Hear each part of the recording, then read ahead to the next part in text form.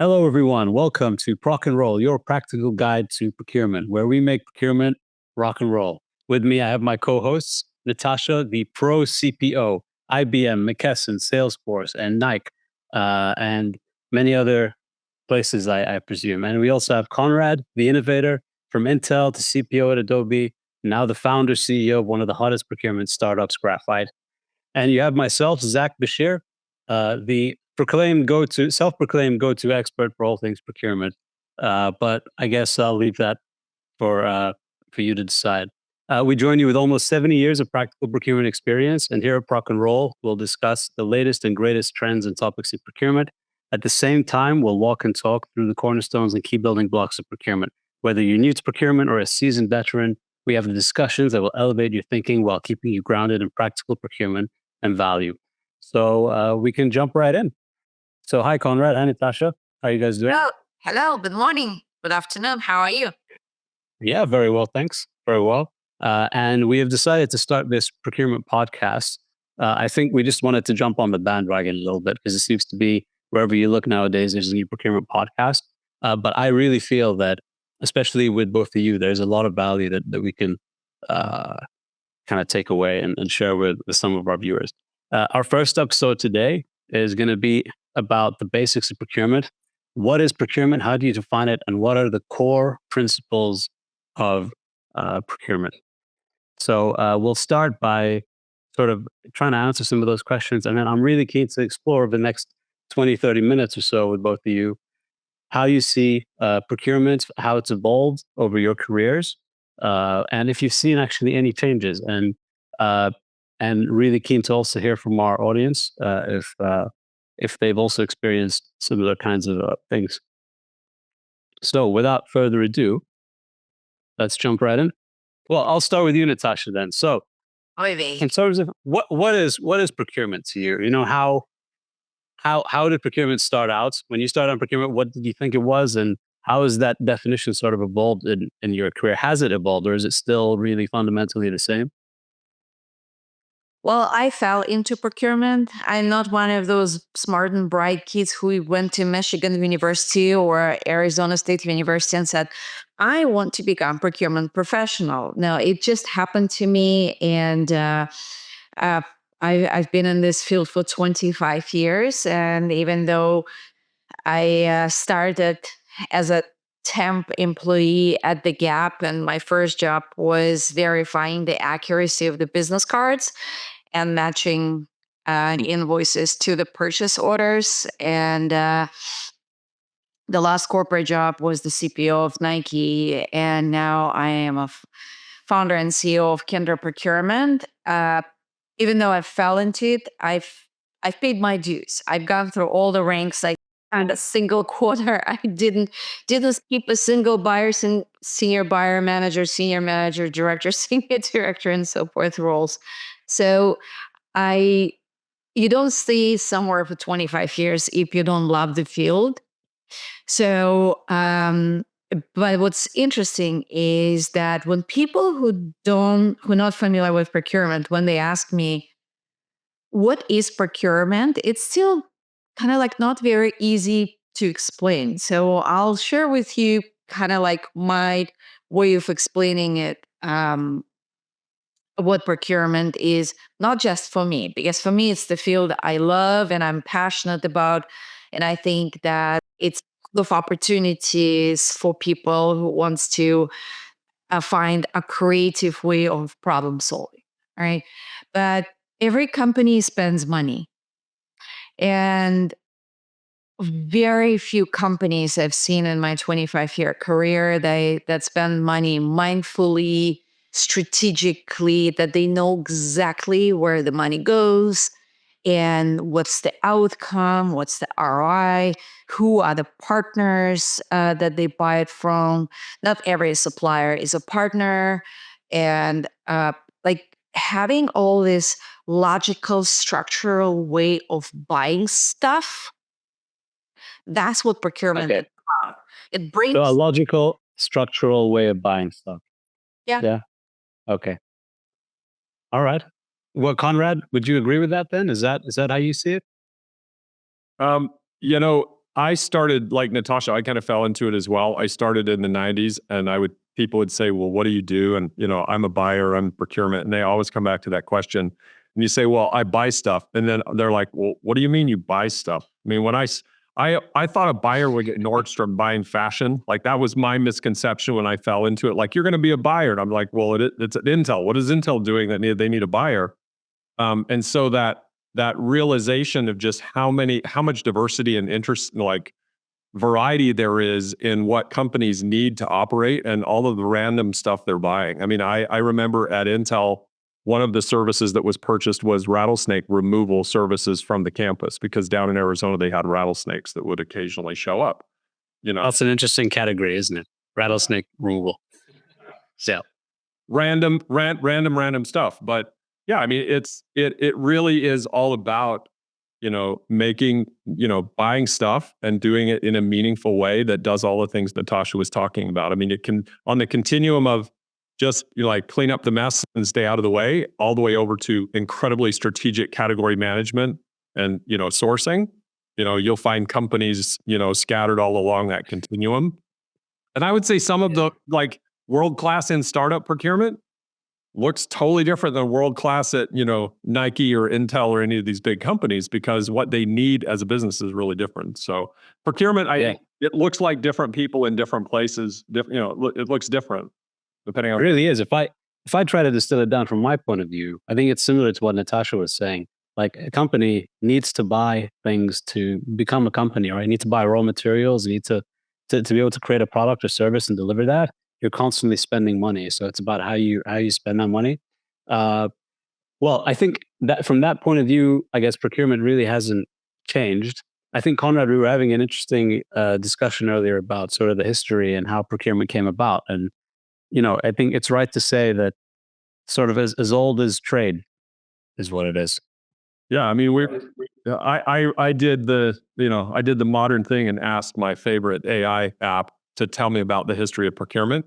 And it basically went back and said, all the way back to the age of the pyramids, there was sort of evidence in the historians' journals about the organization of buying goods and services to make those projects work. And so to me, I mean, I always think back to like Henry Ford and his factory, because I'm like, for sure, someone was doing supply chain and supply chain assurance when you're building a car.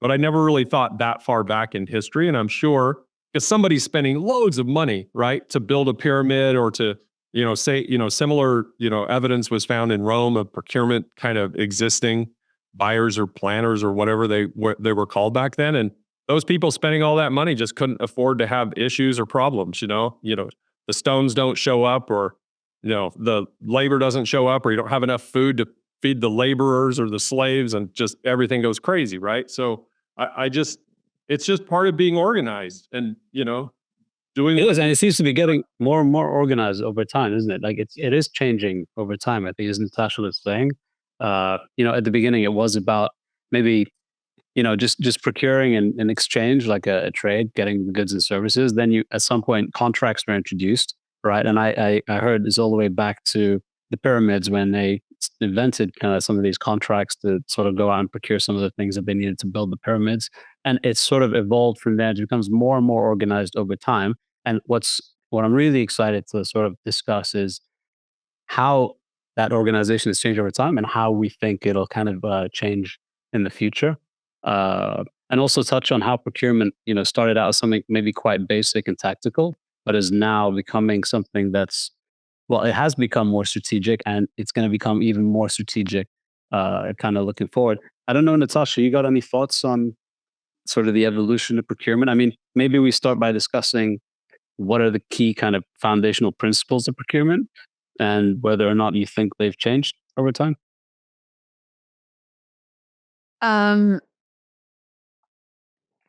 There are corporate functions that are hard to do outside of the core owner. For example, not everyone in the company can do R&D. If I sit at my desk and I design a new way of producing these bookshelves, unless I'm working in R&D, I cannot start producing those bookshelves, right? But if I need to buy something, if I need to buy a marketing services from a marketing agency or services from a law firm or consulting services to put together technology strategy, then marketing and legal and tech, they can buy on their own. They don't have to go through procurement. And this is how this we call this organization. It's basically it's a redundant functions, right? It's shadow procurement organizations. So when these shadow procurement organizations grow in a company like mushrooms, they create massive inefficiency. They excite everyone because people from marketing and from legal and from tech, they love negotiating the contracts because everyone who negotiated the lease on their own car, they consider themselves buyers. It's not. You need to have a skill. You need to you need to be trained in a certain way of thinking and implementing. So what it creates for the companies is it creates inefficiencies, it creates waste, it creates redundancies, it leaves a lot of money on the table, and it leaves very uncontrolled bottom line that doesn't help company to perform financially well. Why people do those things if they know they're not supposed to, right? If they're supposed to go to a government organization. It's because in majority of the companies that I've either was part of or witnessed or have my colleagues working in, we having procurement had not implemented a smooth, user-friendly, agile process that would sit on a modern technology. And these are key components. People think, oh, we're not, people think that it's policy, it's a mandate. Oh, I have to go to procurement. If procurement would offer very solid technology platform with very smooth process sitting on it, when it's very easy to initiate the purchase and then at the end pay the suppliers, and all steps will be mindfully handled in between, people will not be bypassing procurement. People will not be doing their own purchases. So I think that even though I started saying that what procurement does, it buys stuff, that's our core activity. But its core activity sits on processes, sits on tools, sits on policies, sits on communication. Like recently, procurement on the top of it started being responsible for sustainability targets, for business diversity and inclusion targets. So the role of procurement across organization is growing. And I think the understanding of this function should also grow. Yeah. What I love about your answer, Natasha, is I had done a bit of research before this to sort of on the values of or so principles of procurement, and a lot of them seem to be times. I think you touched on literally all of them there. So I think value for money is one that you got. So procuring the goods and services that it called, but then transparency and fairness. But I think what I like about your answers is not just on the side of like the suppliers, right? But it's also internally that you have to engage with the teams, run a smooth process, ensure that there's compliance, etc. So I think that's really good. But then there's also a couple other principles that I've kind of come across as well. One is fairness. So the idea that you should run a fair process, that suppliers should feel like they're being treated all equally and they all have an equal shot at winning the package. Let's say competition is another one of these timeless ones where it's a principle of making sure that you're getting, again, the best quality, the best cost, etc. I mean, Conrad, what do you think from a principles point of view? Do you see anything else that we sort of haven't covered? Well, I mean, you mentioned fairness and competition, and the word that was coming to my mind was integrity. Like, why does this stuff matter? And I think, companies everywhere, hopefully, strive to have a value of integrity, in how they do business. And procurement is one of those areas that's just historically, I mean, when I came into procurement, I think I was in the tail end of the suppliers are buying everybody bottles of wine and taking them on vacations and doing all of, I got a few lunches here and there along the way, but I was never pulled into those other sort of, I don't know, bribes, like subtle bribes or behaviors that were exercised, and they still are, by the way. One of the last companies I worked at would, buy, spend thousands and thousands of dollars on Super Bowl tickets and bring all of the, big executives from their customers over to there. So in the spirit of all of that, still like being fair, and, not doing some of these things, I mean, I still see a lot of that, but, it's important that when it's all said and done, you can look back and say, we ran a process that was fair, it had integrity. It wasn't going to somebody's cousin or uncle or brother. We did the right thing for the business. And ultimately, I think that's a big part of why these principles are in place. How do you see that sort of play out, Conrad, in sort of the different customers that you got at Graphite, for example? Do they emphasize different parts of kind of the process, when they're looking at that? Transparency is a huge one, right? So they're able to get all the information from the supplier when they're doing an onboarding, for example. Do you see them weight all those things equally, or do you think some are more like weighted more? Like, for example, cost, which is classic procurement value or principle. Everyone who doesn't know procurement sees to see it from a cost lens, right? And rarely do they think about all these other angles. That's actually what I would say I've seen change the most. But let me say this let me answer your question, and I want to go to this other thing. I think each company has its own culture about how they do things and what matters to them. It's just like Gore-Tex. I had a friend worked at Gore-Tex and talked to somebody purchasing there, and their whole approval process to buy something was based on a principle of 2 sets of eyes. I worked at Intel, and it was like, well, we had these stacks and stacks of approvals that had to happen for anything. And Gore-Tex's culture was 2 sets of eyes. I mean, you can buy anything that you need to do to get your job done, but you should have somebody else look at what you're doing to make sure that you're not missing something, and it's fair, and all these other principles are in place. So you get these different cultural approaches to how things are done and what they would prioritize, and I see those all the time. I think maybe the thing I see in procurement that I think is massively overutilized is RFPs. Like this idea that you can, put down 200 or 500 questions in a spreadsheet and get answers to those spreadsheet and run it through some sort of weighted average formula calculations, and like that it's going to answer the thing for you. And I'm not saying that RFPs are not a best practice, but I think that it's become too much of a blind process where people just do it because like that's what purchasing is. You need to go do an RFP, or this is how you do it. And I think that procurement professionals everywhere, that's probably one of the next big evolutions coming, is to rethink how you go through the consideration process of one versus another, because it's got to change.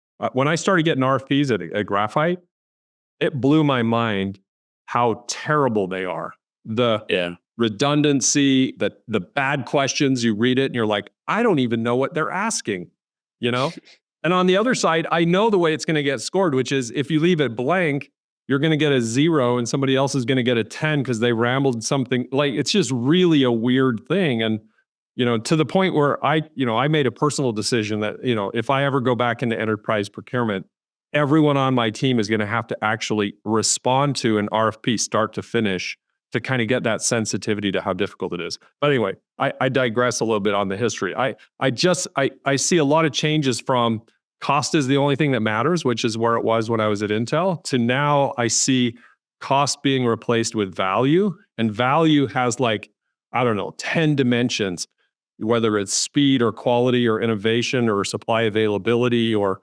creativity, or there's all these things that can really be valuable to the business. And I've loved watching that transformation from, and again, it could have been just culture at Intel is cost, versus the value stuff. And I went to Adobe, which is a much more, artistic company than a process structured company. And at Adobe, we talked a lot about value. Natasha, I don't know if you saw, a similar transition, or if you feel it's really cultural company by company. It varies company by company, because I spoke with a couple of my peers. They actually don't have cost savings goals. They don't have targets. They have target of smart spend management. The reason majority of procurement organizations have cost savings goal, it's a financial metric, right? So like there are a lot of qualitative metrics, but this is the main kind of like financial metric. But I think that spend effectively, like savings demonstrate how effectively you manage spend, right? And a lot of CFOs, they treat like cost avoidance as big no, right? Like they don't appreciate it, they don't recognize it. I actually think that, cost savings, like really structural, taking cost out of the system, it preserves your margins of today. Cost avoidance preserves your margins of tomorrow, right? So it should not be ignored. But I think the reason the emphasis is a lot on the numerical, because that's how you can track effectiveness of organization. And you can look at it as the ratio of spend to savings, as amount of savings a procurement professional generated versus the cost of that person to the company. So there are various ways how you can demonstrate efficiency and effectiveness of procurement org. But the bigger question, and amen to we are RFPing way too much. And I really hope you're not going to go back to corporate environment. Otherwise, the team that you will inherit will have my sympathy for answering every single RFP. But I hear your point that if we procurement professionals would actually once try to answer everything what we put together, we would go crazy. So. And that's the once. Once is all I'm looking for, not every single one, because it's that mindset that needs to change. It's just too much. It almost like procurement professionals are always overworked because there are always more projects and needs, because organization is always larger and the needs are greater than the size and the capacity of any procurement team. So, and totally agree with Conrad's point that we need to RFPing less. And it's not the matter of technology. Oh, we can just create technology that kind of like does it. Someone still needs to put the questions on one side, and on another one side, someone has to give the answer.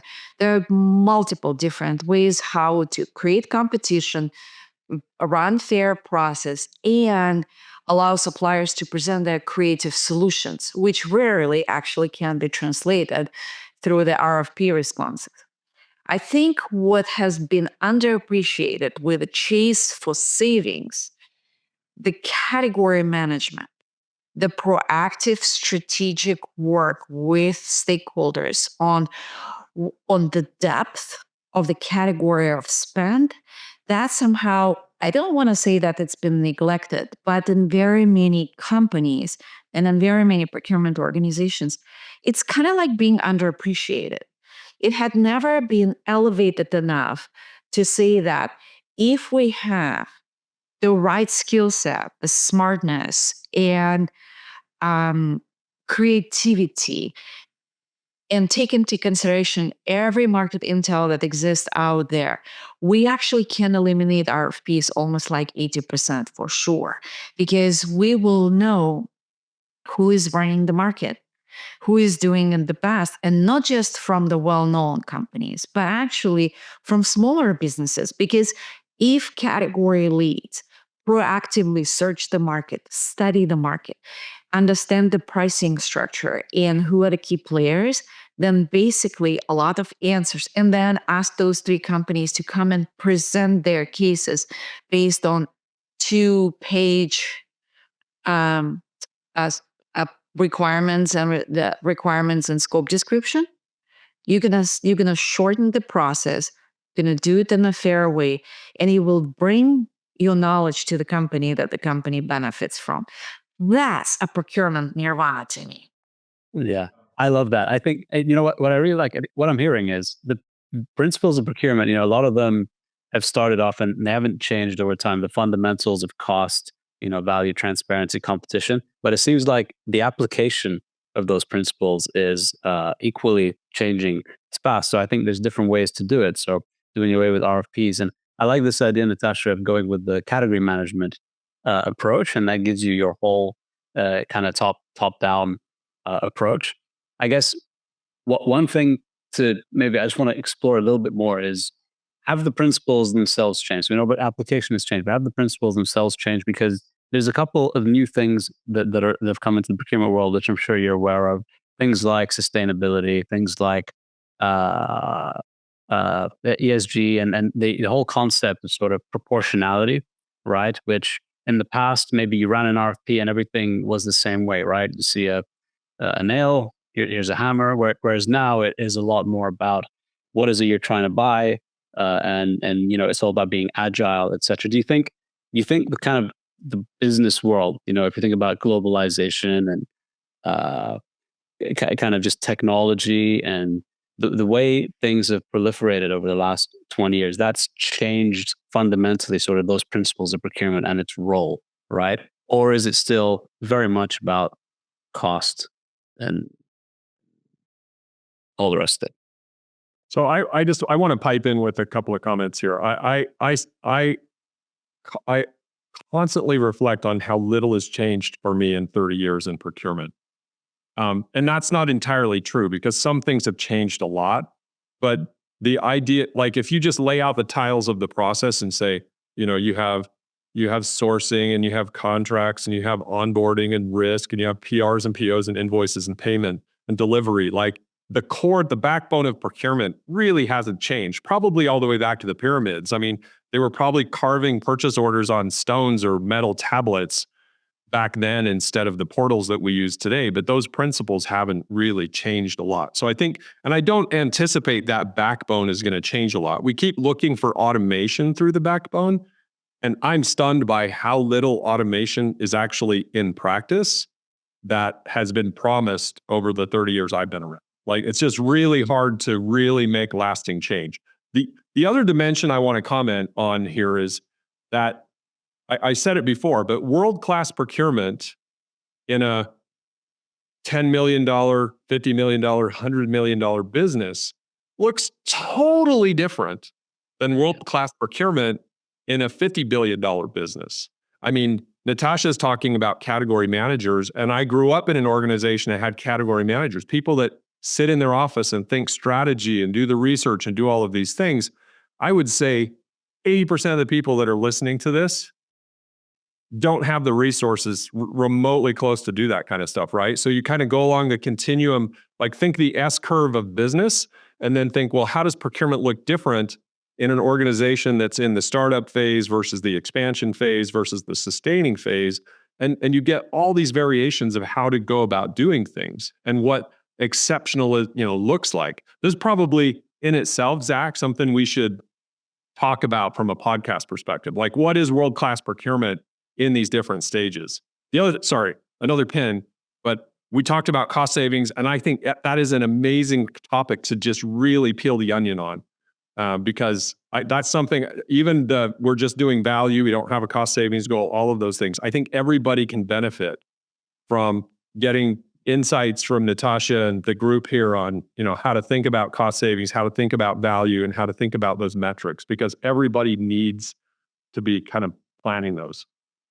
So I actually have a question. I wanted to challenge my thought process on this, because I was wondering why procurement organizations, and there are very, very few peers of mine. I never worked for the organization where procurement is understood, valued, invested into, and appreciated to the level of the benefit that that procurement can generate to the company. So, but I haven't heard differently from my peers either. And I always wonder why bottom line is such a stepchild. And my thought process is that when companies are just building up and they're growing, right? It's kind of like you have to payroll people from day one. So benefits, you have to pay people benefits as soon as you have company of 5 people. So it's kind of like it forms HR. The company has to have kind of like issue contracts to any third party. So that kind of like requires presence of legal. You have to have, so there's some corporate functions, like if you are a technology software development company, you need to have tech department, right? So there is some corporate functions that exist right away, and they are kind of like center of attention for any businesses. And until the business entity, until the enterprise reaches roughly, in my book, $700-800 million, they're only thinking about revenue, because that's kind of like, that's necessary for the enterprise to kind of like to position itself. If you have about $700-800 million, it probably means your expense line outside of salaries, outside of taxes, outside of corporate donations, probably reaching 200 million, right? And somewhere when you get to 200 million, this is when you start thinking about bottom line. So I think that, because I agree with Conrad, in 30 years, procurement had not, I'm witnessing it for 25, but it had not really changed that much. And I wonder why. And I think it's because for a lot of enterprises, procurement comes much later in the game. And it's never really viewed as critical function, because top line is always more important than bottom line. I find that so interesting. That's so intriguing. Natasha, yeah, I mean, one thing I'm curious as we close out, all right, is what's the number for you? So Natasha, I think you said it was about 800 million. Is that in procurement spend you talking about? That's the company's revenue. So we get to how many? 800 million revenue. About 100 million in expense line. Yeah. And I think this is when companies start thinking seriously about not having two people in procurement organization who actually don't procure anything. They just do purchase orders and kind of like basic compliance. But when companies start thinking strategically about where do the money goes to? Yeah. Conrad, is 800 million the right number in your experience as well? Is that when companies start to take it seriously? I think the focus on the bottom line happens a lot earlier than that. I mean, I'm kind of running our own business here as well, and I can tell you revenue matters. But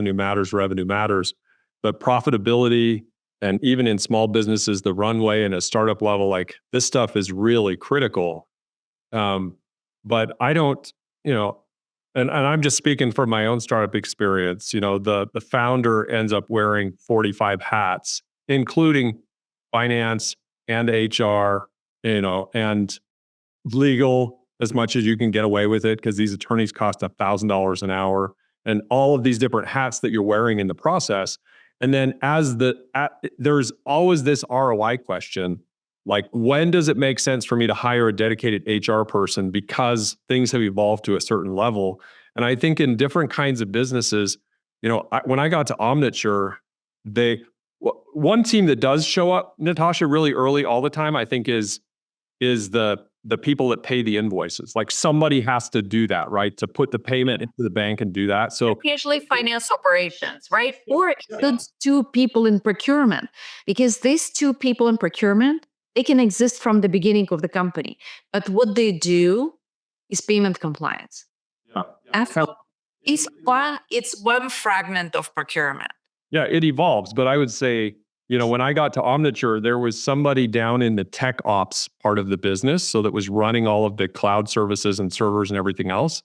And they had dedicated somebody, the shadow procurement, right? They early in the business, before everybody else said, let's have a formal function, they were like, we're spending a lot of money and we need somebody to pay attention to this and keep track of the renewals and the contracts and everything else. And so I think it begins to like blossom in different parts of the business, depending on the business that they're in. And then at a certain point, they hit this critical mass where it's like, you know what, this needs to be centralized, because, there's money in other places, or there's not enough visibility down into all the teams in terms of what's happening. We need more central visibility to the metrics and the plans and the contracts. I don't know the number. I'm surprised by the number of companies that I see that are in many hundreds of millions of dollars of revenue. I mean, I'm thinking about one of my customers that I just looked them up. They're 2023 numbers were $600 million. And their leadership team, probably because they had a terrible experience with procurement in the past, said, we're not going to have procurement. We're just not going to do it. You know not to do it. It's all just shadow, right? And then it just means they're going to do it badly, right? They're going to do it badly, yeah. How bad should the procurement department if shadow is bad? Yeah. I don't know that there's a number, Zach. I think, again, it comes back to culture. It comes back to the kind of things that you're doing. The extent people had had. But I also want to clarify that I don't mean that there is no purchasing function. I'm talking about like real procurement, like really mindful, structural, strategic outlook on how we can become effective and efficient, and with whom, and in which geography, about how we spend money.